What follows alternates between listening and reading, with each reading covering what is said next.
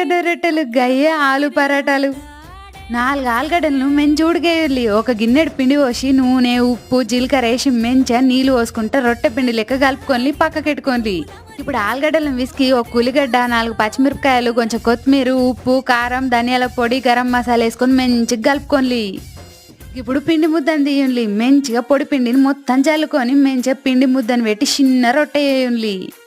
ఇప్పుడు మంచిగా చిన్న రొట్టె అయింది. చిన్న రొట్టెలకు మంచిగా ఆలుగడ్డని గుండ్రంగా లడ్డు లెక్క వేసుకొని నడుమిట్లా పెట్టుకొని బూరెగ్గ చుట్టినట్టు ముద్ద కట్టుకోండి.